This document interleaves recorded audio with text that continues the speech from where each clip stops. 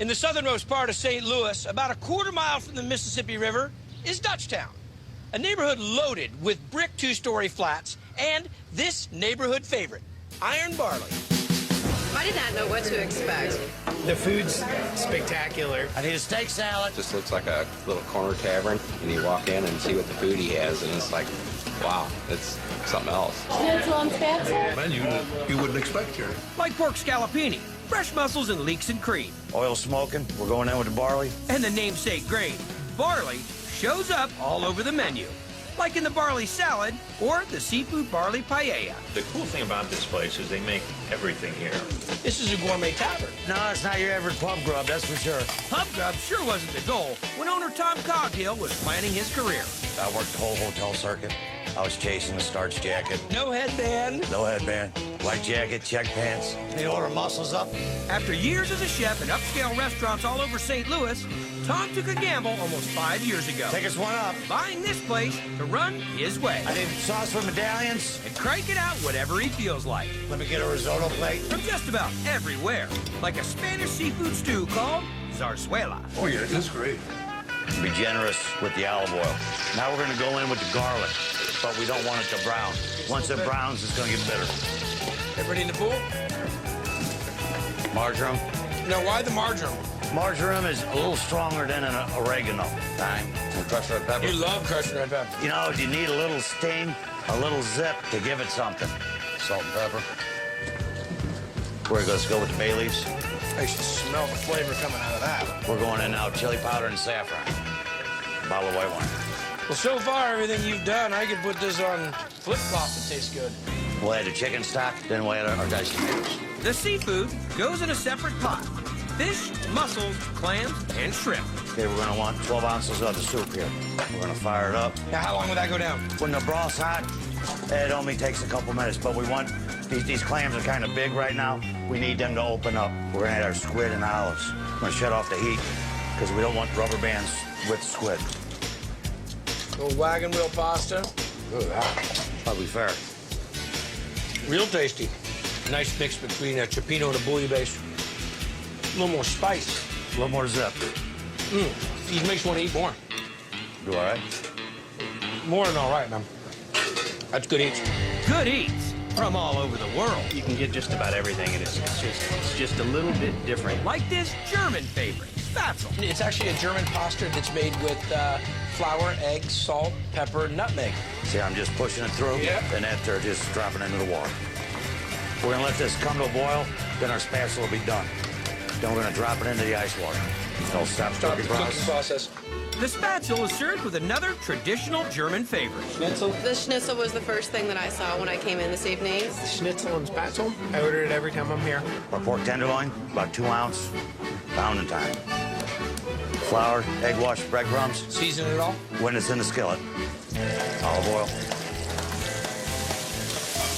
Salt, pepper, granulated garlic. Now this is brown, some white wine. Annie M. Maitre d' butter. This is lemon and garlic, parsley.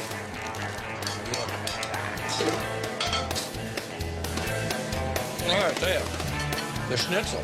I think that butter that you finished it off with, get a little hint of that lemon.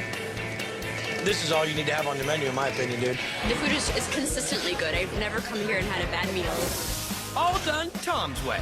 From fine to funky. This is our ballistic Elvis sandwich. Texas toast, chunky peanut butter, strawberry jam, and American cheese. And some... Crushed red pepper. That's the ballistic part. Does it get a whole banana? It's a whole banana. I eat this sandwich about 3 times a year. No. I've got a lack of cholesterol thing going, and I'm working on that. And for Tom's oak roasted pork, he's using a home-built smoker. Everything here came off of a semi. One was a gas tank, one was an oil tank. And he's got his own way of prepping the meat. See that? Bring it. So you've been doing that your whole life?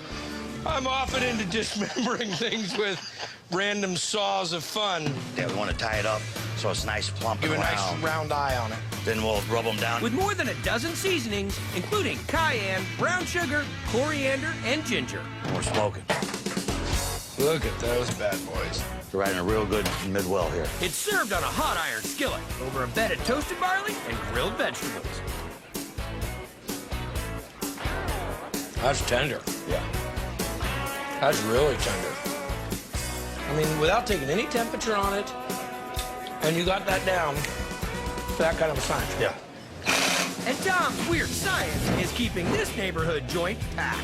We just had a mashed potato sandwich. I wanted a small little place, you know, just enough I could do what I want to do, have a little fun, and what's exploded has really amazed me. The food's spectacular. It's a great restaurant, great people. People think, oh, I'd like to have my own little place here. So my friends and family can come out. Okay, you gotta remember, when they show up, they want something free. Up next, That's Superman. pizza dough from scratch. Calzones like up north You've been around calzones before, right? I'm from Philadelphia, I should be. at a neighborhood hangout in Virginia. How does it stack up? Delicious, delicious. So when you're rolling through Richmond, Virginia, and you ask the locals, hey, where do you like to hang? Most of them will send you to this place, the Village Cafe.